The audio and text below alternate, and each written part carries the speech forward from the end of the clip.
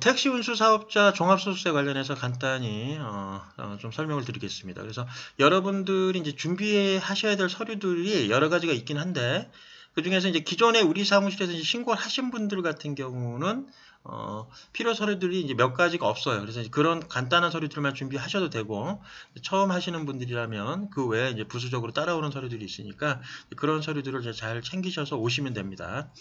자, 그래서 내용을 한번 보시면.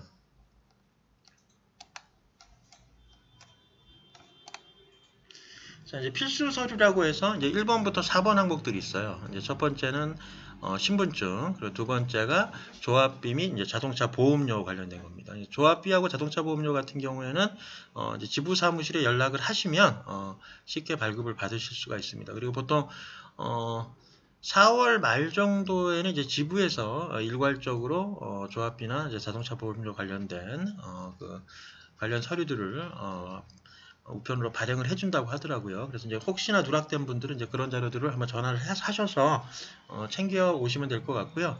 그 다음에 이제 세 번째 항목이 이제 자동차세 납부 증명인데, 이거를 일일이 띄기가 좀 힘드시면, 1년은 어차피 이제 한 번 내는 세금이니까, 금액만 확인하셔서, 그 금액만 알려주셔도 될 것 같습니다. 그리고 네 번째가 이제 신용카드 사용 내역에 관련된 건데, 홈택스 미등록 신용카드인 경우만 여러분들이 이제는 그 신용카드 내역을 각각의 카드사에 전화하셔서 떼오시면 되고요.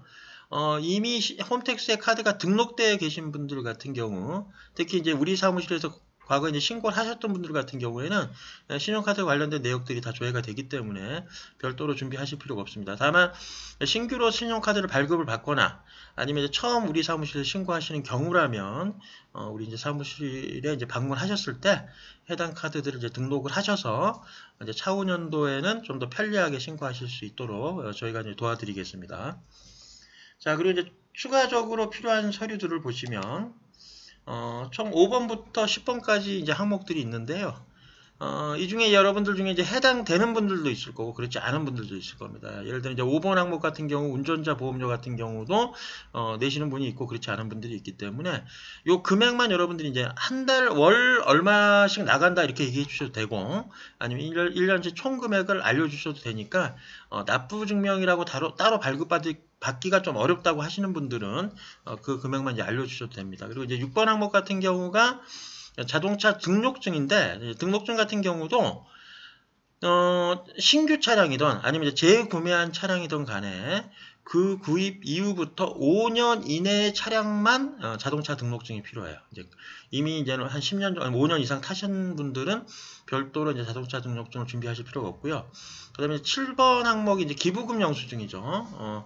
보통 이제 종교단체에 기부한 헌금이라든지 아니면 이제 적십자 회비 아니면 이제 정치 기부금 관련된 것들만 이제 기부금 영수증을 발급받으셔서 챙기시면 됩니다. 그리고 8번 항목은 휴대폰 요금인데 특히 이제 8번하고 9번 같은 경우 주유비 및 자동차 수리 비용 그다음에 휴대폰 요금 같은 경우에는 보통은 다 이제 카드로 결제를 하시잖아요. 그럼 카드로 결제하셨고 이미 홈택스에 카드가 등록되어 계신 분들이라면 카드 내역을 보고 우리가 확인을 할 수가 있기 때문에 굳이 8번하고 9번 항목을 준비하실 필요가 없습니다. 근데 그렇지 않은 분들이라면 예를 들어 이제 휴대폰 요금이나 주유비라든지 자동차 수리비 등을 계좌 이체하시거나 현금으로 결제하는 분들이라면 그 사용 내역서를 발급 받으셔서 그걸 챙겨 오셔야 됩니다. 그리고 이제 10번 항목 같은 경우가 이제는 부양가족을 공제해주기 위해서 이제 주민등록 등본이 필요한 건데 그 부양가족의 기준은 이제 본인을 중심으로 해서 위로는 이제 부모님 그리고 이제 결혼을 하셨으면 배우자의 부모님까지 포함이 되는 거예요. 그래서 이제 보통 이제 택시 하시는 분들이 남자분들이 많으시니까 이제 배우자 쪽이면 이제 부인 쪽이겠죠. 그러니까 여성분들의 장인 장모까지도 포함되는 개념이라고 보시면 되고요. 그리고 밑으로는 자녀들 그리고 손자들까지 됩니다. 그래서 이제 손자들까지 부양가족의 범주에 들어가긴 하지만 여기서 주의하실 게 뭐냐면 그 부양가족이 만약 이제 근로소득 어디서 이제 일을 하고 있다라고 하면 그때는 이제 공제 대상이 안 돼요. 근로소득 기준으로 했을 때 총 급여가 500만 원이 넘어가면 공제를 받으실 수 없기 때문에 그 금액 기준에서 넘어가지 않는 범위 내에서만 공제가 가능하다는 것도 참고를 하시기 바랍니다. 자, 그리고 임대 사업을 또 하시는 분들도 있잖아요. 그죠? 택시 운수업을 하시면서 임대 사업을 하는 분들을 위해서 추가적으로 내용을 좀 정리를 해놨는데요. 임대 사업을 하지 않는 분들은 이 내용은 이제 스킵을 하셔도 됩니다. 그래서 이제 필요 서류를 한번 간단히 챙겨드리면 11번 항목부터 14번까지 있는데 임대 사업을 하는 경우라면 기본적으로 필요한 서류가 임대업자가 이제 임대하고 있는 임대 건물한테 부과되는 재산세 납부 내역하고요.